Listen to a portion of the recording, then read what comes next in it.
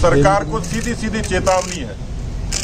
और उसी सिलसिले में हम लोगों ने महामहिम राज्यपाल महोदय से आग्रह किया है कि इस तरीके से राजस्थान अपराधों की राजधानी बना तो संस्था के संवैधानिक प्रमुख के नाते हमने उनसे गुजारिश की है कि वो राजस्थान की कानून व्यवस्था की समीक्षा करवाएं और कम से कम राजस्थान को इस तरीके से कांग्रेस पार्टी के इस लचर ध्वस्त होती कानून व्यवस्था के भरोसे न छोड़ें। और आज हम लोगों का एक प्रतिनिधिमंडल माननीय नेता प्रतिपक्ष, माननीय उपनेता प्रतिपक्ष, हमारी दौसा की सांसद और पूर्व केंद्रीय मंत्री और हमारे विधायक मदन दिलावर जी, हम सब लोगों ने आज राज्यपाल महोदय से हस्तक्षेप की मांग की है।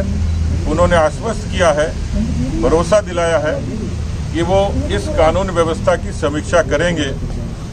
लेकिन मुझे अफसोस हुआ कि राजस्थान के हमारे कुछ पत्रकार मित्रों पर भी इस सरकार ने, बात लोकतंत्र की करते हैं, लेकिन लोकतंत्र के इस चौथे स्तंभ पर हमला करने का काम किया, उनको दमन करने का काम किया है।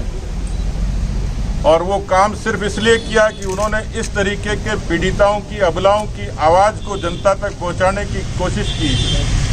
और इसलिए उन पत्रकार मित्रों पर धीरे धीरे इस तरीके का कहीं धमकियां, कहीं मुकदमे, तो बात वो खुद लोकतंत्र की करते हैं, लेकिन लोकतंत्र के चौथे स्तंभ पर हमला,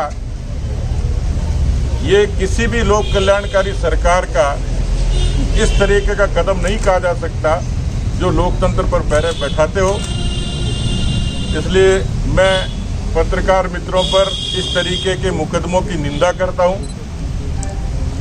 चाहे सत्ता हो या विपक्ष हो, पत्रकारिता निरपेक्ष तरीके से, निर्भीक तरीके से अपनी बात जनता के समक्ष रखते हैं। मुझे लगता है कि सरकार को इस मामले में संजीदगी से काम लेने की आवश्यकता है। लगता है कि सरकार का इकबाल खत्म हो गया। इस प्रदेश में 20 महीनों में कोई पूर्णकालिक गृह मंत्री नहीं है। क्या इनकी पार्टी में ऐसा कोई काबिल व्यक्ति नहीं था? और यदि बन गए तो कम से कम अपनी जिम्मेवारी का निर्वहन करते। और इसलिए जिम्मेवार प्रतिपक्ष के नाते हमने तय किया कि प्रदेश में यूं तो 20 महीनों में ये सरकार पूरे तरीके से हर मोर्चे पर विफल है। आर्थिक कुप्रबंधन, बेरोजगारी, किसानों के साथ वादा खिलाफी, और उसमें भी अपराधों ने कोर्ट में खाज का काम किया। इसलिए ऐसा लगता है कि मुख्यमंत्री जी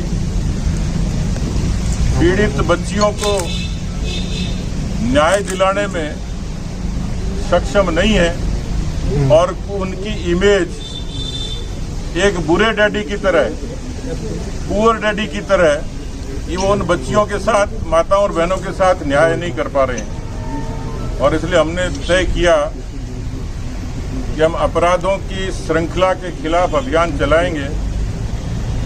यद्यपि कोरोना का संक्रमण था, पर मुझे लगता है कि उससे भी ज्यादा चिंताजनक अपराधों का संक्रमण है। और इसलिए एक कैंपेन हमने सोशल मीडिया पर चलाया, ट्विटर पे क्राइम कैपिटल राजस्थान, और देश के सर्वाधिक 20 ट्रेंड्स में से वो शामिल हुआ। यानी इतने लोगों ने उसको समर्थन दिया कि वास्तव में राजस्थान क्राइम कैपिटल है।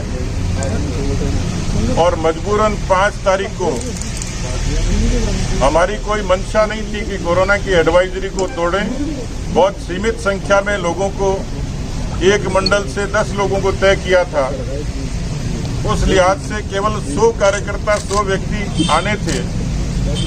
लेकिन जिस तरीके से कार्यकर्ताओं का, आम जनता का भी, उसमें पीड़िताओं का जो आक्रोश सड़कों पर उमड़ा पूरे राजस्थान भर में, और जिस तरीके से लोगों ने सरकार के खिलाफ, एक तरफ तो वैश्विक महामारी कोरोना का आक्रमण है और कोरोना के संक्रमण के कारण भी देश के प्रथम 10 राज्यों में संक्रमण के मामले में शुमार हुआ।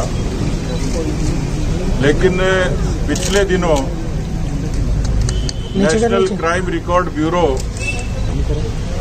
ने जो आंकड़े खुलासे किए वो चौंकाने वाले थे।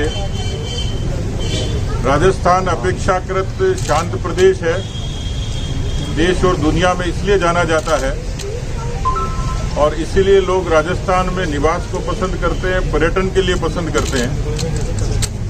राजस्थान के इतिहास में एक ऐसी लचर सरकार आई है जिसके पाए इतने कमजोर हैं कि न तो अपनी पार्टी को संक्रमण से बचा पा रहे और न सरकार को। लेकिन उससे भी ज्यादा जो चिंताजनक बात थी, दुर्भाग्यपूर्ण है, वो है राजस्थान के बढ़ते हुए अपराध के आंकड़े। ऐसा लगता है कि नेशनल क्राइम रिकॉर्ड ब्यूरो के वो आंकड़े इस प्रदेश को अतिशयोक्ति नहीं होगी कि अपराधों की राजधानी कहे। जिस तरीके से खासतौर पर 20 महीनों की सरकार में 4,35,000 मुकदमे दर्ज होना,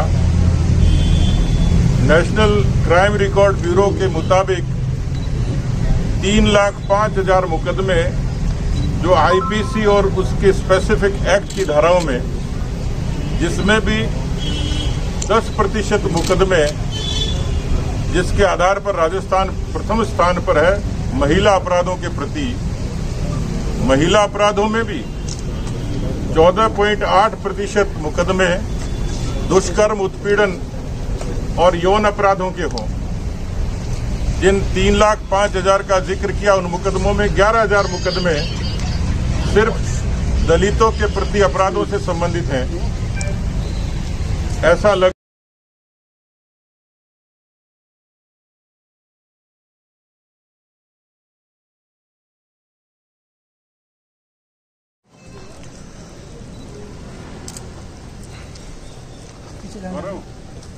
भाई साहब के घर पे पार्टी कर लें, गुलाब जी के घर।